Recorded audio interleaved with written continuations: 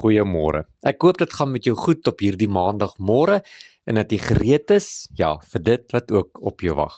Matteus 28 vanaf vers 5 sê: Maar die engel antwoord en sê vir die vroue: Moenie vrees nie, want ek weet julle soek die Jesus wat gekruisig is. Hy is nie hier nie, want hy het opgestaan. Tjoe, dis 'n mooi verhaal van Jesus wat opgestaan het, van die graf wat leeg is. En toe Maria en haar vriendinne by die graf aankom, is daar 'n engel wat vir hulle wag en vir hulle die blye boodskap gee dat Jesus lewe. Nou waarvan praat ek vanmôre? Ek het hierdie naweek wat verby was, die voorreg gehad om 'n ou oom van 80 se verjaarsdagpartytjie by te woon.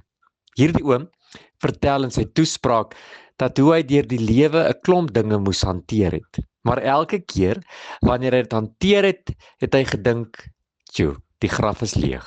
Jesus het opgestaan." Hy vertel ons hoe hy die voorreg gehad het om in sy lewe Israel en Bethlehem en al hierdie mooi ou stede te kon besoek het. Maar die hoogtepunt van die toer was toe hulle die dag Jesus se graf gaan besoek het. En hy kon in die graf ingaan.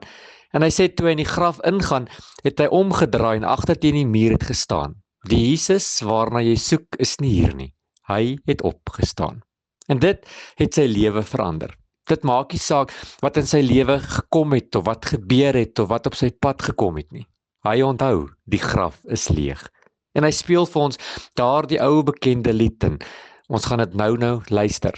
Omdat hy leef, sien 'n kans vir môre. En ek wil jou vanmôre so 'n bietjie hoop gee. Ek wil jou vanmôre so 'n bietjie uitdaag om anders na jou probleme te kyk, want die graf is leeg. En omdat hy leeg is, lewe hy. En omdat hy lewe, kan ek en jy vandag kans sien vir môre.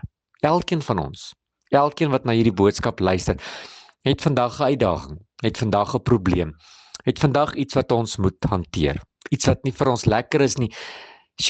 Iets wat jy sê, ek wens ek kon dit maar eerder uitstel.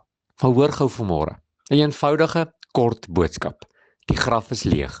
En omdat hy leef, kan ek en jy kans sien vir hierdie dag. Amen. Here, dankie dat die graf leeg is. Here, dankie dat jy die prys betaal het. En omdat die graf leeg is, weet ek vandag dat ek is meer as 'n oorwinnaar. Amen.